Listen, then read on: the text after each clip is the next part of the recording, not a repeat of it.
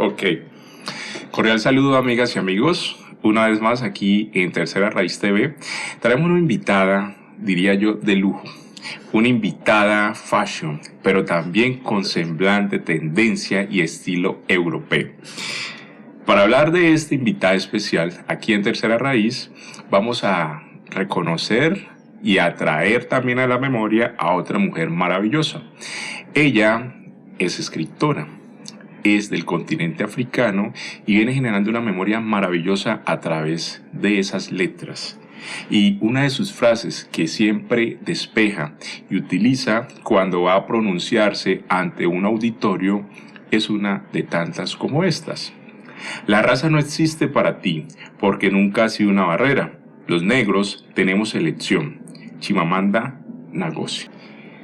Esta mujer, escritora africana, ha generado una ola, una tendencia, pero además de eso ha generado un movimiento en el mundo. En su visita a Colombia, muchas mujeres la aman. Se han fotografiado con ella, pero también ha quedado en regresar. Esperemos que cuando esté aquí en Colombia visite Tercera Raíz. Pero bueno, como se los decía, también hoy quisimos extender invitación a una mujer maravillosa, quien desde su lugar ser ha venido destacándose a través de su oficio, de su profesión, pero también dignificando el lugar ser de muchas mujeres negras en este país. Y así como se los había dicho en un inicio, ella es una mujer que, a pesar de su juventud, ha venido haciendo un importante trabajo, pero a su vez ha venido escalando. Como decimos nosotros, ha venido haciendo escuela, y esa escuela ha sido merecedora para hoy estar ocupando un cargo de dirección importantísimo en el municipio de Jamundí, pero estoy hablando precisamente de Ana Carolina Quijano Valencia. Ella es profesional y magíster en finanzas internacionales. Fue subsecretaria de Género de la Alcaldía de Santiago de Cali y actualmente está como secretaria de Educación en el municipio de Jamundí. Ana Carolina, bienvenida a Tercera Raíz. Gracias, Jeffers. Me siento pues muy contenta de estar aquí. Siempre es un poco raro cuando hay alguien hablando de una y de las cosas que ha hecho, pero no deja de ser igual interesante. Pregunta, Ana, ¿qué se te viene a la cabeza cuando escuchas el nombre de Chimamanda? Pues la verdad es que es una escritora que, tengo que decirlo, yo seguía hace mucho tiempo antes de que volviera famosa en Colombia. Porque siempre ha tenido unas reflexiones sobre el género y la raza muy interesantes, y más desde, pues digamos, desde su posición como mujer negra, africana, con una posibilidad de vida diferente, ¿no? Porque ella estudió en una universidad de Estados Unidos escritura, aprendió a leer muy niña, como desde los 4 o 3 años, sus papás docentes universitarios, entonces siempre me pareció una mujer muy interesante. De hecho, tengo que confesar que cuando yo era subsecretaria de Equidad de Género de la Alcaldía de Cali, traté de que viniera a Cali, y no fue posible, pero después estuvo en Cartagena, lo que me puso pues supremamente feliz. Es una mujer muy importante. Una de las cosas que me llamó muchísimo la atención cuando la conocí es porque es un tema que nunca hemos pensado, y más pues evidentemente desde mi formación, lo que significa el comunicar y la importancia del lenguaje y cómo eso transfiere, cómo eso dignifica pero también quita dignidad. Entonces es como eso. Qué bien. ¿Por qué no llegó o por qué no se pudo llegar a Cali, digamos, la concreción con esta importante mujer para nosotros? Pues en realidad fue un tema económico.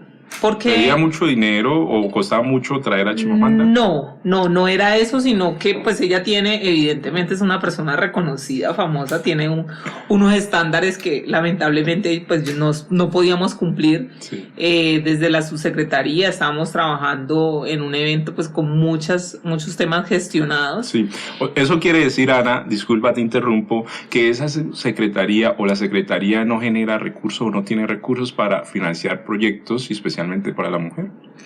Pues sí los tiene, de hecho, o los tenía cuando yo estaba, solo que pues es que Chimamanda Adichie es una rockstar, o sea, me estás hablando de como que yo quería traer más o menos a Shakira, J-Lo, o sea, un nivel de esos. Okay. Y yo sabía que era un sueño pues muy grande, ¿no? Que pudo lograrlo evidentemente el High Festival porque reconocido, Cartagena. tienen las posibilidades, Cartagena, hay un referente internacional y nosotras estábamos apenas en el proceso de posicionamiento del espacio.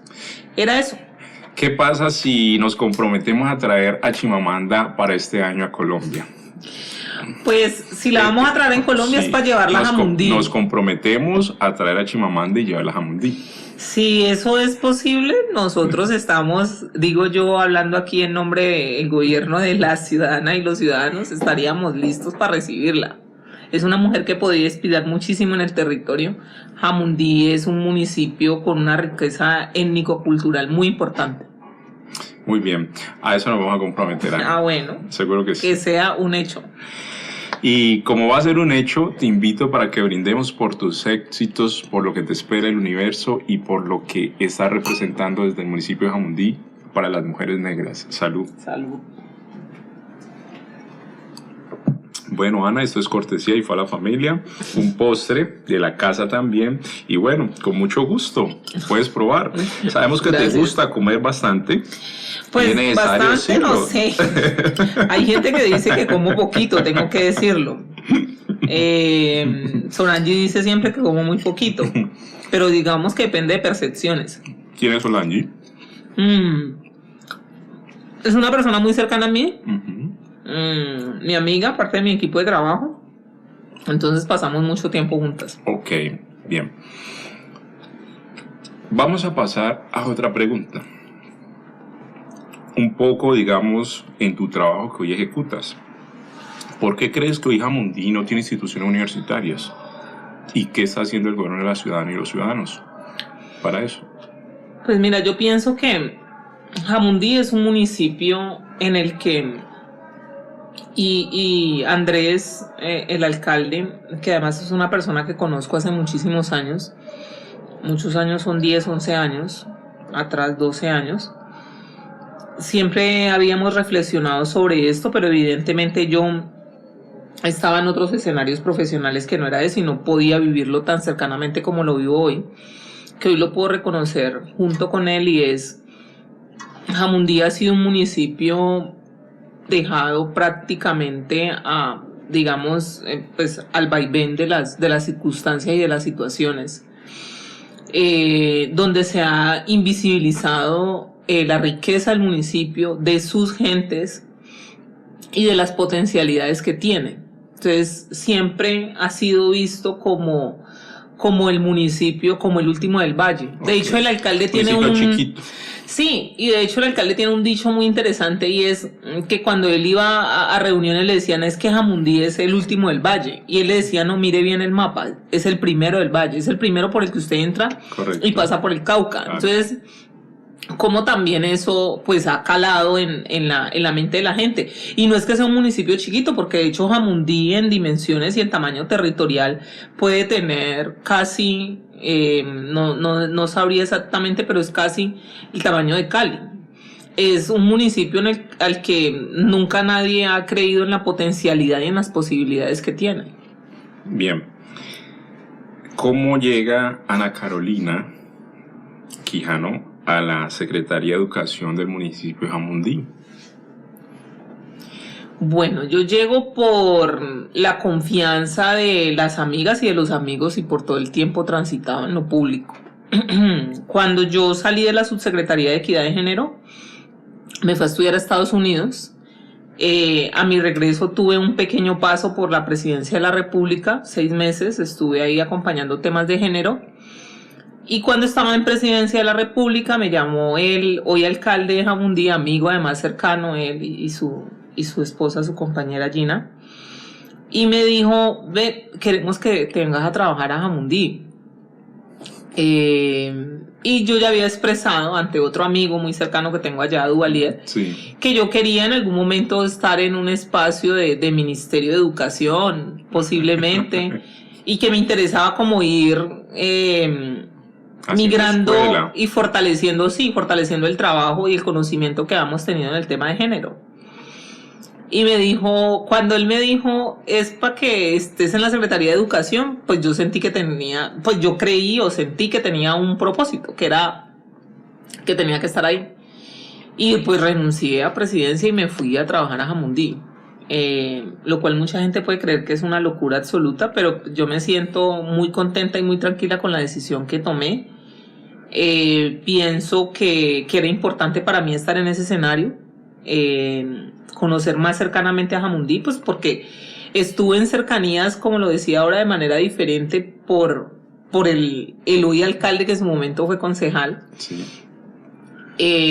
Pero digamos como poder conocer más cercanamente a las problemáticas que tiene la ciudad, las problemáticas tan graves que tiene en términos de educación.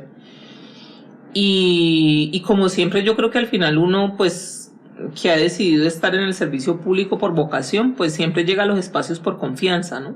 Y estoy ahí por confianza, por la confianza que me tienen. Hablando de esa misma confianza, Ana, ¿qué es lo que en este momento te cuesta más dentro de tu rol como secretaria? Y especialmente sabemos el hueco enorme que tiene el país en torno a la educación. ¿Qué dificultades has encontrado tú en cada una de estas instituciones educativas en Jamundí? Yo creo que en este país todas y todos somos conscientes de la brecha en la educación que hay, ¿no? Y uno suele asociarla a una serie de situaciones, pero ya estando más cercana puedo entender que, digamos que hay otro tipo de situaciones que inciden en esa brecha, ¿no? La falta de incorporación del enfoque étnico, la falta de incorporación del enfoque de género en la educación, la falta de la apropiación del conocimiento como un ejercicio que genera en sí mismo riqueza y genera poder, ¿no? Que no tiene que ser X conocimiento, sino el conocimiento, sí, ¿no? El también apropiarnos y decir por qué este conocimiento que nosotros y nosotras generamos es clave y es necesario. Eso me ha costado muchísimo, porque pues la debilidad en términos de la infraestructura educativa, ya lo sabemos, o sea, eso yo vengo de estudiar en educación pública, el bachillerato, bueno, una parte del bachillerato, la primaria, y eso, digamos, pues ya uno lo sabe, las debilidades que hay en términos de infraestructura. Pero lo otro sí, el no creer en el valor que tiene el conocimiento y el no creer que eso es importante y que es clave. Y lo otro es cómo eso en realidad transforma vidas, ¿no? Cómo creer en ese conocimiento puede transformar la vida de un joven y de una jovencita. Sabemos la transición que está teniendo la educación en el país, en las regiones, en los municipios, pero también la gran dificultad que padres de familia vienen asumiendo desde su rol como padres con sus hijos, porque muchos, digámoslo así, no tienen la capacidad económica para resolver la era o la brecha digital. ¿Qué estrategia ha venido asumiendo la Secretaría de Educación para garantizarle cobertura de conectividad a estas escuelas, especialmente a la zona rural en Jamundí? Ese es un tema bien delicado, te digo, y bien complejo. Porque ya que estamos hablando de temas estructurales, quiero decirte que Jamundí, por ejemplo, es un municipio que tiene zonas en el que es como una maceta y tiene problemas de conectividad. Sí. Hay municipios pues cercanos. Villa Paz uno llega a la zona urbana, a la cabecera, y se demora llegando a Villa Paz 30-35 minutos. Se puede demorar menos si hay menos tráfico. Y uno hay veces llega a Villa Paz y ya no hay señal de teléfono. no hay señal telefónica, no funcionan las antenas. Entonces, es un problema que es estructural. Hablo en términos de las características del territorio, Sí. y también eso estructural significa una respuesta estructural, ¿no?, del Estado, que no depende solamente del municipio, porque tirar allí una red de cableado y de antenas satelitales, imagínate la inversión que requiere, ¿no? Entonces, eso lo vamos a traducir en términos de educación, que es lo que estamos hablando específicamente, y yo te digo, vamos a sacar un proyecto de conectividad. Se hicieron unas gestiones gracias al Ministerio de las TIC, donde se priorizó a Jamundí para tener unas zonas Wi-Fi Sí. en el municipio, que sean más acorde satelital. Además de eso, vamos a sacar el proyecto que te mencionaba, que sale desde el municipio con los recursos que envía el Ministerio de Educación. Pero yo considero que igual vamos a tener, o hasta que no tengamos esa infraestructura que requiere, vamos a seguir teniendo las debilidades, no vamos a poder estar operando al 100%. Vamos a llegar seguramente al 80 o al 70, pero no al 100. Para poder llegar al 100, ¿qué se requiere? ¿Qué se necesita? Se necesita hacer inversión en el territorio, pero una inversión en términos de apuesta de país. Pero eso quiere decir que también, digamos, la empresa privada puede hacer su aporte en esa medida. Sin duda, porque la sociedad es un esfuerzo conjunto, y es un esfuerzo de la ciudadanía, es un esfuerzo del Estado y del sector privado, y ahí evidentemente pues se suma la academia cuando está, pero todas y todos tenemos que comprometernos con un territorio y con el territorio que habitamos. Si me preguntas si requiere una inversión del sector privado, por supuesto, y si eso podría beneficiar al sector privado, por supuesto, le significaría y le ayudaría mucho más a ser más competitivo. Bien, vamos a pasar a otra pregunta. En tu paso como estudiante en Europa, especialmente en tu universidad, ¿cómo era esa relación con esas personas cuando muchas veces te relacionaban con una mujer africana, siendo una mujer colombiana, latina? Bueno, yo estudié en una universidad en Europa que es pues, la Pompeu Fabra, pues es una universidad muy reconocida. Yo la verdad no lo sabía. Yo elegí la universidad porque me gustó el pensum, pero yo no sabía lo que significaba. Por su pues, nivel internacional. Su nivel internacional. Uh-huh. De hecho, me la recomendó un compañero con el que yo estudié en la universidad. Sí. Juan Gabriel me dijo, vení y me demostró el pensum, y yo dije, no, sí, esta es. Entonces, claro, es diferente. Todo cambia, ¿no? Todo cambia dependiendo del círculo de donde uno se relacione. Sí. Lo primero que me pareció más interesante es la visión que se tiene sobre la educación en otras partes del mundo. Ajá. Y hablo de Europa y de Estados Unidos, y es, bueno, más en Europa. En Colombia también tenemos una visión de la educación un poco, yo creo que está rayando a veces con el mercantilismo. Y en ese sentido es que salgan niños y jóvenes de 17, 18 años a entrar a una universidad, eso no tiene ningún sentido. Uno a los 17 años no sabe qué es lo que quiere de la vida, mucho menos va a saber escoger una carrera universitaria. Lo primero que me pareció muy interesante en Europa es ver el promedio de edad de las personas que estaban haciendo la maestría. Yo empecé en temas de participación social y política en la universidad, y eso me significó quedarme en la universidad. Yo ya había terminado la universidad. Sí. Me gradué. Estamos hablando del pregrado, ¿no? Sí, del pregrado. Me gradué de la universidad y estuve como un añito y medio más, o sea que yo cuando me fui a hacer la maestría yo tenía 25 años, 26 años, no recuerdo exactamente, y yo creía que estaba muy mayor ya para ir a hacer una maestría. Okay. Yo decía, porque yo tenía amigos acá ya de 23 años, 24 años haciendo una maestría. Y recuerdo, mi mamá vive hace muchos años en Europa. Cuando yo llegué primero donde mi mamá, y allá en España hacen algo que se llama empadronarlo a uno. Sí. O sea, sería una cosa interesante que deberíamos de hacer acá en Colombia para tener un censo actualizado de las personas. Entonces mi mamá, cuando me fue a empadronar, recuerdo, le pasó mis documentos a la señora que me iba a empadronar, entonces le preguntó, ¿su hija? Entonces ella le dijo, sí. Bueno, no, que ¿qué más? Bueno, entonces charlando con mi mamá, y una de las cosas que le dijo la señora es, ¿y qué viene a hacer la niña? Ajá. Entonces le dijo mi mamá, no, va a hacer una maestría, y dijo, pero tan joven, ¿y qué iba a ir a hacer una maestría? Sí. A mí eso en ese momento me generó un choque social que yo, pues hasta el momento, pues doy una batalla con eso cuando yo tengo la oportunidad de liderar equipos de trabajo y veo mujeres tan jóvenes y hombres tan jóvenes ya queriendo entrar a hacer una maestría, hacer un poco de cosas a la vez, como si estuvieran cogidos del tiempo, que no tiene sentido, y o sea, dejen el afán, que nadie lo está empujando a uno. Entonces recuerdo esa vez que ella le dijo eso a mi mamá, la persona que me estaba empadronando, y después cuando llegué a ver el promedio de edad de mis compañeras y compañeros de la maestría, yo dije, no, pues esto, evidentemente pues uno está en diferentes lugares, como decías ahora, y lo disfruté a su forma, y ese fue un primer aprendizaje. Y después después de ese tema de edad, es decir, etario, que pasar al tema étnico fue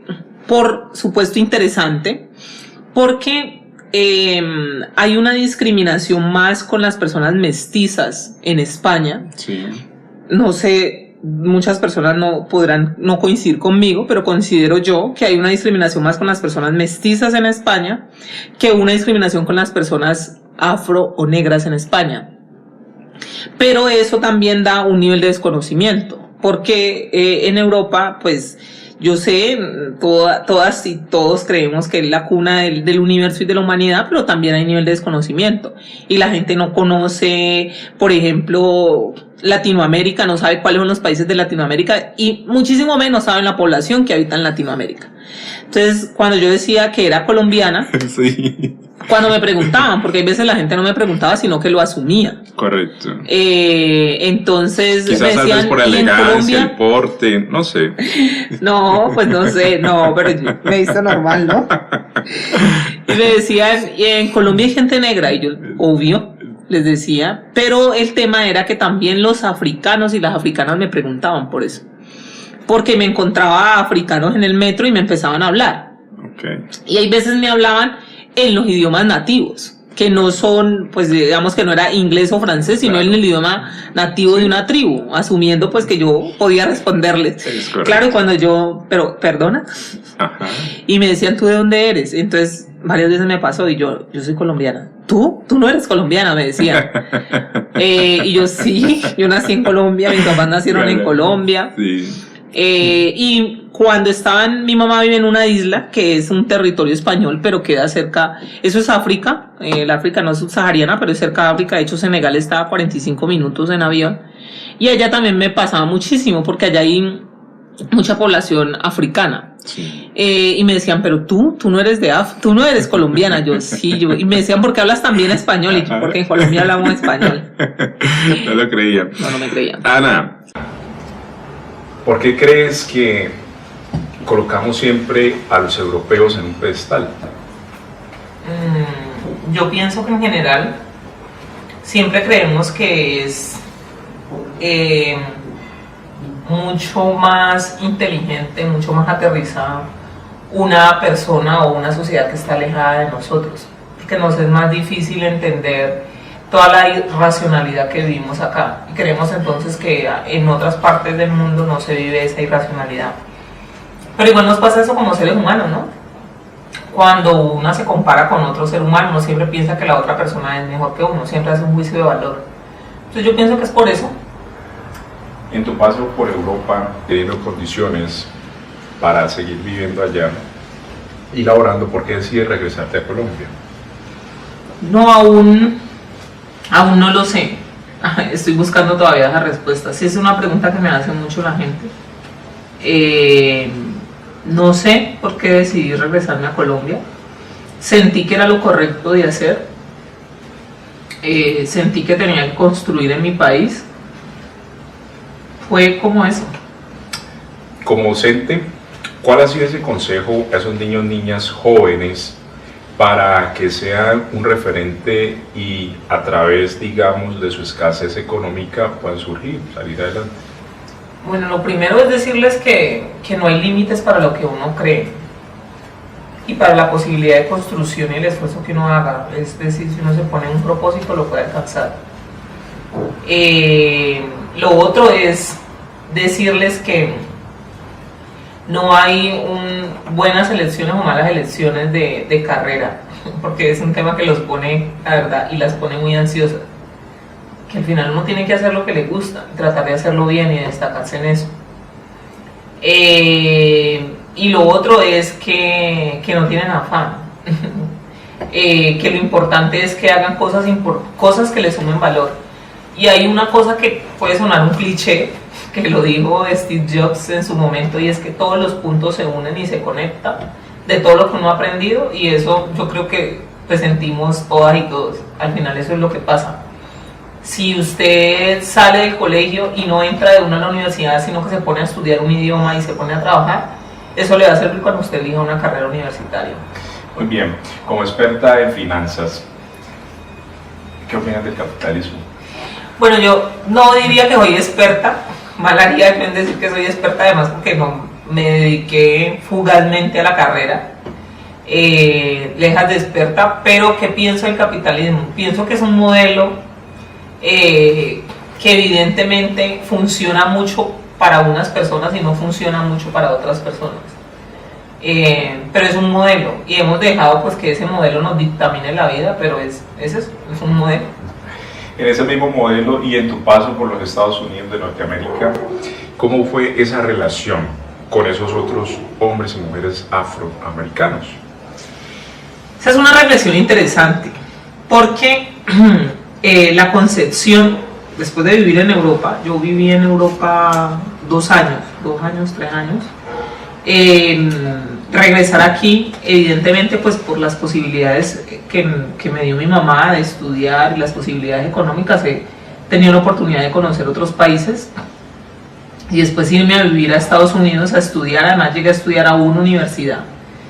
Fue muy interesante ver cómo era percibido el tema étnico-racial en Estados Unidos, porque de nuevo ahí volvemos a lo que son los referentes, y es, siempre sentí que en Colombia era un referente antirracista a Estados Unidos.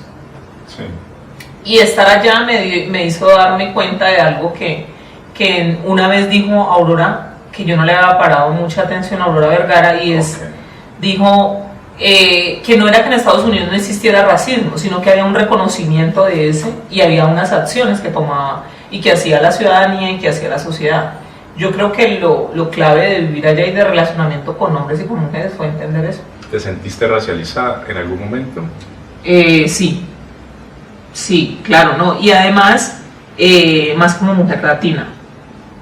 Porque, de nuevo, volvemos al tema del estereotipo, y es, yo no era vista ya como una mujer colombiana o latina, yo era vista, podía ser vista o como africana, sí, o como americana. Okay. Entonces, de nuevo volvemos al tema de mi perfecto español. Entonces me decían, ¿por qué hablas tan perfecto español? Porque yo soy colombiana. Y hablando en inglés, entonces llega una vez una persona y me dice, ¿tú de dónde eres? ¿De haitiana? Claro, porque mi inglés tiene su acento spanglish. Ajá. Me dijo, ¿eres haitiana? Y yo le dije, no, yo soy colombiana. Entonces empecé a hablarle en español y me dijo, ¿qué? Me dijo, ¿tú de dónde eres? Le dije, de Colombia. Y me dijo, no, tú eres haitiana. Le dije, no, yo soy. Me dijo, además hablas bien inglés. Y yo le dije, sí, pues es que, pero no, digamos, no tiene nada que ver. Pero sí, fue como, sí, claro, evidentemente sí. Y lo otro es, yo recuerdo un tema que me pasó en Estados Unidos. Sí. Estaba en un parqueadero con una amiga venezolana, una amiga colombiana, y estábamos hablando las tres en español. Sí. Ellas, mujeres mestizas. Íbamos a comprar algo de comer, entonces me vio una señora afroamericana y se me acercó y me dijo en inglés, me increpó, que yo qué estaba haciendo con ellas. Entonces, sí, claro, muy marcada. ¿Crees tú que a Colombia le hace falta más unidad del pueblo negro? ¿O crees que cada uno jala por su lado? Sí, aquí en Colombia cada uno jala por su lado. Cada persona vive por sus intereses personales, porque vivimos en una sociedad que nos ha enseñado a sobrevivir y no a vivir, y en el que nos han marcado la diferencia, y además en el que se resalta y se dice, vea, ese está allá y usted no está. Y el sentir que esa persona está allá es sentir que me está robando un espacio, porque los espacios pueden ser muy cerrados. Sí. Entonces sí hay ahí un tema un tema histórico, diría, pero tengo que destacar que cada vez veo yo más procesos de unidad y de llamado a trabajar conjuntamente como una sola población que vive una situación pues adversa y compleja, como la que vimos nosotros los afro en Colombia. Ana, ¿te consideras una mujer de centro? Sí, yo me considero una mujer de centro, aunque me gusta ir a ver ballena y que es el centro. Sí, que es el centro. Y mucha gente cuestione el centro. Pero yo tengo una analogía interesante ahí con Ismael Rivera, uno de los grandes cantantes que ha dado la humanidad. Sí. Hay un disco de él que dice: mi música no gira ni a la izquierda ni a la derecha, mi música es solo centro. Entonces, pues Ismael la tenía clara igual que yo. Pero también Ismael en su entonces, su postura era progresista, por no decir de izquierda. Pero le dicen el punto. Ismael, su postura era progresista, pero mucha gente quería marcarlo en la izquierda o en la derecha. Él decía, no, yo soy de centro. Él consideraba, al igual que considero yo, que los derechos humanos son derechos humanos y que una persona no puede ser medida en la sociedad por su piel. Entonces, si eso me marca en una tendencia política, pues que me marque. Yo he entendido en el ejercicio de lo público y de la vida que mucho más allá de decir que uno es de derecha o de izquierda son las acciones que uno hace todos los días, y lo que uno se levanta y cuál es el compromiso que uno tiene con la sociedad o con la gente que representa. Eso es lo que yo. Bien, ¿qué viene para Ana Carolina Quijano Valencia en el 2021 y en los próximos años? No sé, a diferencia de lo que mucha gente cree, yo no tengo un plan de mi vida, de que tengo que estar en tal espacio y en tal fecha tengo que estar en tal otro. De hecho, muchas veces me he cuestionado eso, si debería de tenerlo. Ahora estoy en Jamundí con mis amigas, con mis amigos, viviendo una experiencia profesional importante, trabajando por un municipio que tiene, sobre el que tenemos como país una deuda histórica. Y nada, construyendo como siempre trato de hacer en los escenarios en los que estoy, ¿no? Tratando de hacer eso. ¿Qué crees que te faltó cuando eras subsecretaria de Género en Santiago de Cali?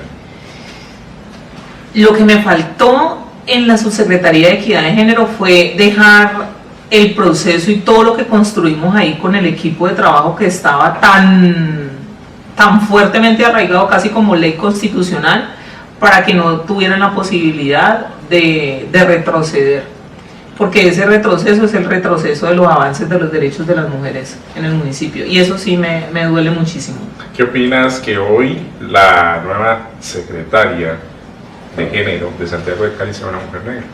Ofir, que además la conozco, una mujer a la que le abrí, pues, no solamente yo, Margarita, que era la jefa de ella, que además fue quien me dijo los escenarios de participar en lo público, porque siempre había estado en lo comunitario, y a mí siempre me ha parecido muy importante que las diferentes visiones integren el escenario de lo público, porque lo público es para eso. Una mujer inteligente, dedicada, disciplinada, buena madre, buena amiga. Yo lo que puedo decirte es que espero de verdad que lo haga muy bien. Y pues lo digo públicamente, aunque me imagino que ella ya lo sabe, cuenta conmigo en lo que necesite. Ok, para ir concluyendo, Ana, teniendo tú la manera, la forma, digamos también los recursos, para hacer solamente una cosa que mejore las condiciones de vida de muchos colombianos y colombianas en el país, ¿qué harías y qué no harías? ¿Qué haría yo?